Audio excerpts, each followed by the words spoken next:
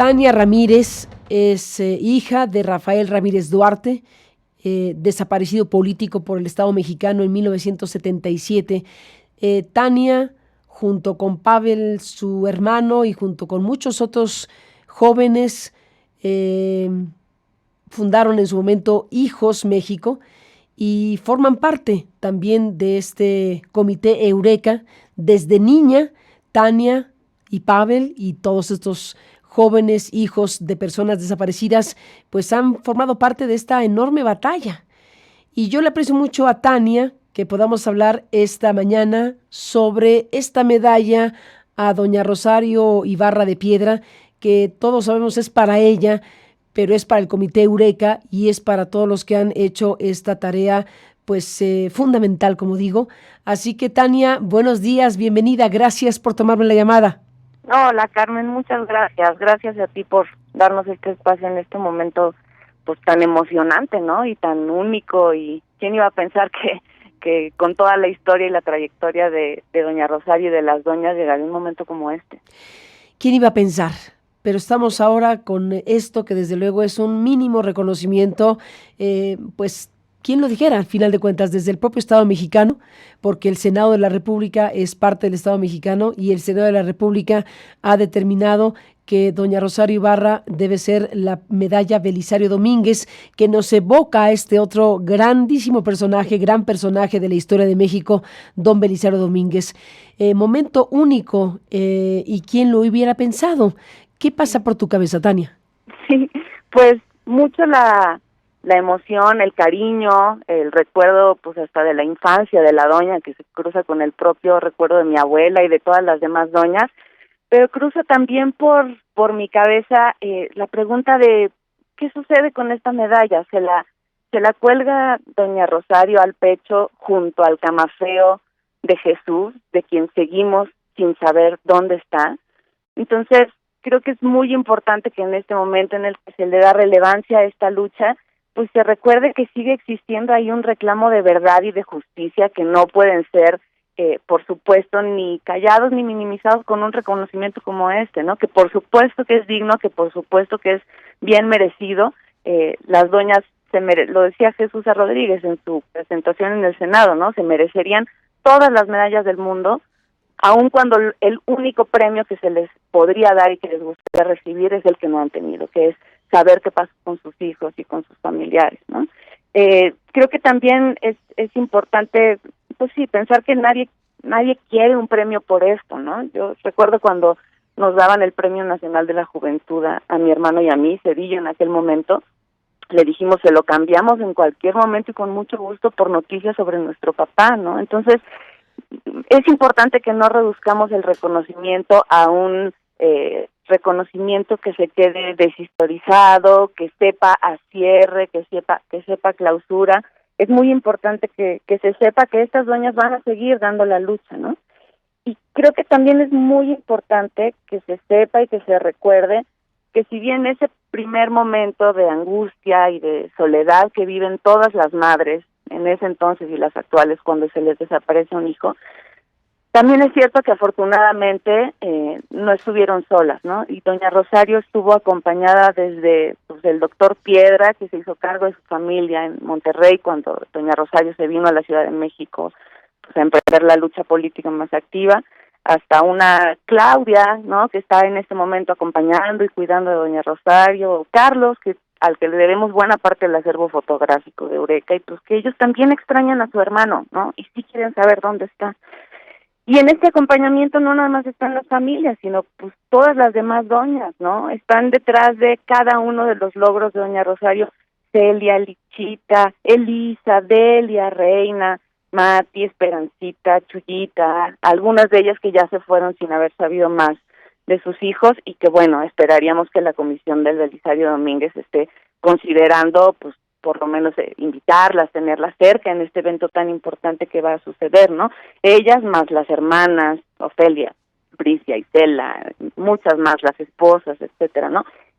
Y es importante recordar esto porque quizá uno de los legados más valiosos que nos dejó Rosario y las demás doñas fue la lección de que con una historia como esta hay que juntarse, hay que organizarse, e incluso ellas vivieron un proceso para politizarse, ¿no?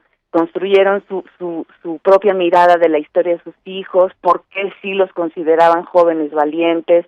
Ellos que habían tenido buenas calificaciones, eran estupendos hijos, estudiaban, trabajaban, etcétera. Entendieron a través de la lucha de sus hijos un sentido de mundo que también les dio a ellas un sentido de lucha, ¿no?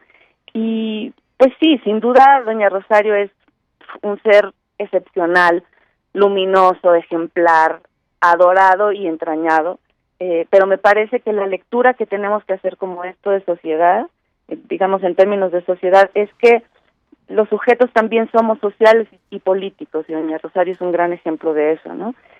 Pensar que los individuos son excepciones en el sistema, casi excepciones erráticas, pues desdibujan procesos históricos, ¿no? Y en los años recientes, organizaciones de derechos humanos han dicho que ellas fundaron el movimiento de derechos humanos en este país, ¿no? Entonces es muy importante traer ese hilo, entenderlas como grupo, como colectividad y ver la lección que nos han dado en términos de país, porque es una luz fundamental para seguir caminando en el presente y en el futuro que estamos viviendo, ¿no? Y tal como lo dices, Tania Ramírez, esta medalla Belisario Domínguez a Rosario Ibarra no puede entenderse como el cierre de un tiempo, no puede entenderse como el fin de una lucha, sino al contrario, tiene que ser el gran empuje para que todo lo que falta se realice. Exacto. Llama la atención mucho que haya sido un voto unánime, ¿no? Pero pues los monstruos siguen sueltos y tienen nombres y apellidos y las doñas los han señalado desde siempre, entonces por supuesto que tiene que ser un empuje, un arranque, es un momento que puede ser una gran oportunidad para arrojar luz y arrojar verdad y arrojar información sobre este proceso y poder también acompañar la lucha de estas doñas que si bien algunas de ellas, nuestras abuelas, han fallecido, muchas otras siguen aquí, siguen en pie de lucha y van a seguir dando la lucha, y ellas también necesitan del abrazo y del acompañamiento de toda la sociedad. Y la sociedad tiene que hacer un esfuerzo, todos tenemos que hacer un esfuerzo para entender, comprender la dimensión de todo esto y no dejar todo en una cuestión global, sino recordar que estamos hablando de personas con nombre, con apellido, con familia, con circunstancias rotas a lo largo de estas décadas. Y bueno, en esa lógica, permíteme, Tania, detenerme en ti, en Pavel, en Sara, en tu familia, y en una de las personas que está en circunstancia de desaparecido, que es tu padre, Rafael Ramírez Duarte, desaparecido político por el Estado mexicano en 1977. Háblanos, Tania, de tu padre. Sí, claro. Mi papá trabajaba en la Liga Comunista 23 de septiembre, y digo trabajaba porque dedicaban un enorme esfuerzo a ello y leían y accionaban mucho. Él, junto con mi tío Juan Manuel, que también estaba en la Liga, Juan Manuel Ramírez Duarte, que apodaban el bolchevique, pues habían apostado por un cambio radical en este país. Una vez se demostró que las vías democráticas para propiciar ese cambio estaban cerradas y cerrándose cada vez más. Entonces, pues mi padre, como muchos otros, decidieron apostarlo todo por todos, ¿no? No nada más por ellos mismos ni por sus familias, y fue por eso que a él lo desaparecieron, a mi tío Juan Manuel lo acribillaron durante un enfrentamiento.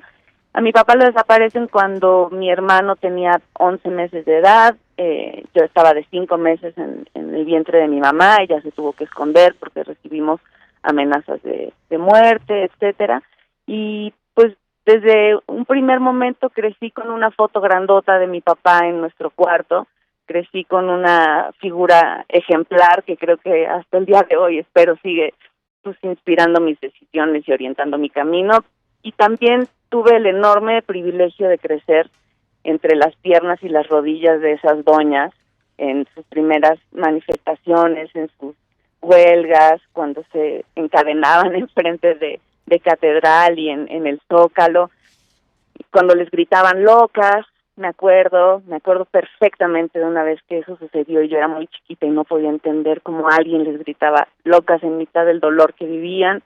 Recuerdo también haber tenido que convivir con las fotos de una abuelita muy tierna que me hacía gelatinas con forma de perrito y una abuela que ponía cara de te voy a dar un trancazo cuando llegaban en ese momento pues los cuerpos de represión a intentar quitarlas de sus manifestaciones. Recibieron represión física las doñas, ¿no? Muchas veces afuera de catedral, en todas las manifestaciones que hacían. Entonces, pues eso ha sido una marca de vida que por supuesto no es que no sea dolorosa, pero también tiene mucho de inspirador, mucho de amor. Yo creo que la apuesta que hicieron mi papá y todos sus compañeros y compañeras fue una apuesta tan amorosa por este país que pues eso tiene que seguir siendo inspirador, para mí lo es.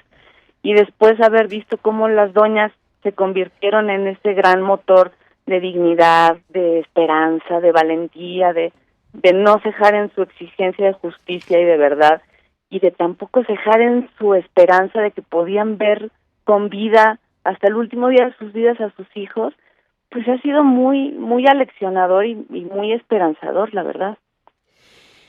Tania Ramírez, obligado a preguntarte qué pasa por tu cabeza, qué pasó por tu cabeza en lo que hayan discutido, analizado, platicado en Hijos, en el Comité Eureka, del reciente episodio que costó su espacio en el Instituto de Investigaciones de las Revoluciones Mexicanas a Pedro Salmerón.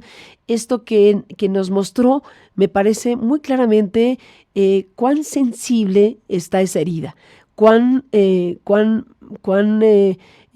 delicado es este territorio, porque se aludió en ese momento a la muerte de Eugenio Garzazada, una muerte lamentable, por supuesto, como las muertes que han ocurrido a lo largo de décadas, incluyendo la del empresario que perdió la vida en un suceso, en una situación donde estaba relacionada la propia Liga 23 de septiembre, esos jóvenes que estaban ahí, ese empresario que estaba ahí, ese capítulo de la historia, pues doloroso por donde quiera que se le vea, muy complicado, pero lo que acaba de ocurrir en México nos da un retrato, y por eso pido tu reflexión, nos da un retrato de cuán difícil es el tema y qué necesario es discutirlo como sociedad para colocar las cosas en su justa dimensión, en la mejor dimensión posible, para tratar de entender qué tipo de cosas han ocurrido en México que involucran desapariciones, asesinatos, torturas, y este capítulo en particular que tocó una fibra tan fuerte por haber sido pues trágico en su amplia dimensión y que le costó la vida a un muy importante empresario mexicano, pues nos obliga a serenar los ánimos y a decir cómo debemos entender el México que hemos sido y cómo debemos poner las cosas para mirar adelante y en búsqueda de justicia, de verdad, entender todos estos capítulos. ¿Cómo se vivió eso, Tania?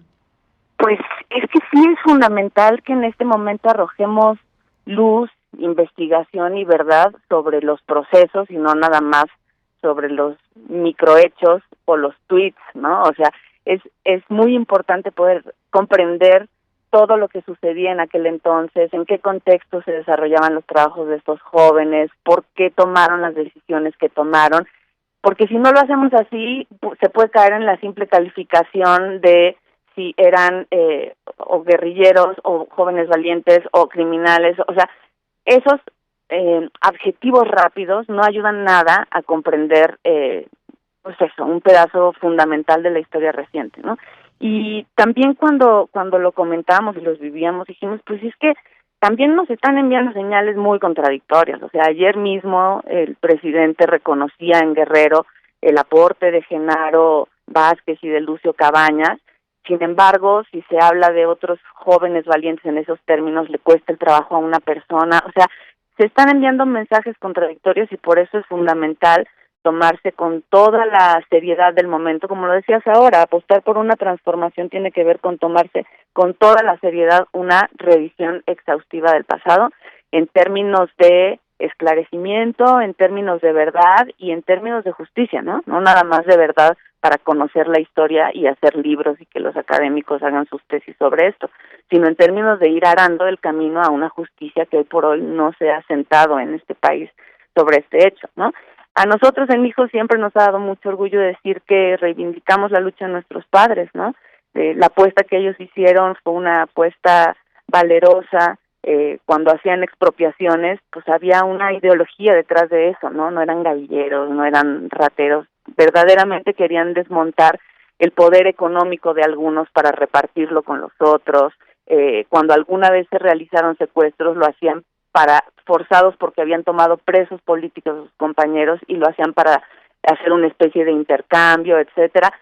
Todo esto tiene que entrar al debate abierto de la sociedad sobre si en ese momento era una reacción esperable o no. Nosotros pensamos que fue valerosa, digna y hasta amorosa, pero lo importante de leerlo en términos de historia que nos toca hasta el día de hoy tiene que ver con que podamos entender ese tipo de aportes en una sociedad en donde el tema sigue todavía vivo, ¿no? Vivo y las doñas vivas y los familiares vivos y cada vez más familias y más doñas, porque, pues sí, como la impunidad se ha instalado en estos casos, seguimos teniendo desapariciones forzadas cada vez más, porque nadie ha podido ver con claridad y con seriedad el efecto de la justicia sobre estos delitos de lesa humanidad. Sin duda, pues Tania Ramírez, te aprecio muchísimo que nos tomes esta llamada. Desde aquí mandamos un fuerte abrazo a Eureka y a hijos y por supuesto a doña Rosario y a todas las doñas que de esta manera pues son reconocidas a la medida que se pueda con una medalla, porque como dijo Jesús Rodríguez, como lo acabas de mencionar, pues no habría medallas que alcanzaran para aquilatar lo que ha significado la vida de personas como doña Rosario Ibarra de Piedra.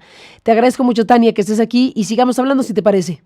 Por favor, muchas gracias, Carmen, y que mejores pronto. Eso, espero que sí. Un abrazo para ti y muy buenos días. Pues abrazo, ahí está esta pues inteligencia y lucidez de una joven como Tania, de hijos, hija ella de un desaparecido político, como lo acabamos de mencionar. Y sí, esta medalla no puede quedarse en la escena y en la imagen de una medalla entregada, sino tiene que significar cosas para un país. Tiene que representar un desafío que tenemos que resolver y enfrentar. Y el desafío mayor es qué hacemos como sociedad con nuestro pasado. Cómo utilizamos nuestro pasado para conocer la verdad, para exigir que no se abandone lo que no se tiene que abandonar, que es la búsqueda de los desaparecidos, la búsqueda de la justicia, la búsqueda de conocer y entender procesos complejos, sin la menor duda, como los que acaba de narrar con mucha claridad Tania Ramírez. De eso se trata la medalla, a la memoria de un prócer como Belisario Domínguez, figura central y principalísima sin duda de México, y alguien como doña Rosario, que por lo que nos cuentan no estará en condiciones de acudir a la recepción de esta medalla, probablemente por razones de salud, pues está aquí de muchas maneras. Así que la medalla Belisario Domínguez fue decidida de esta manera y yo me sumo a este reconocimiento por su alcance, por su significado, por la trascendencia que tiene la medalla y por la trascendencia de una trayectoria como la de doña Rosario y tantas otras personas en este país. Dejo correr un fragmento de un documental que se llama Rosario.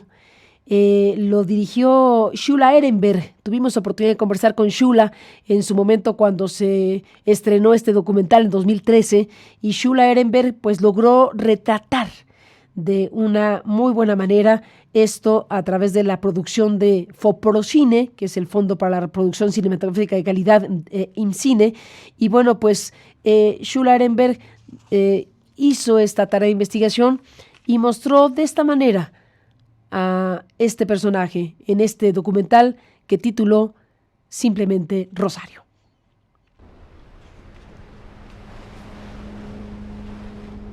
Pues ahí andaba muy a gusto, era la felicidad.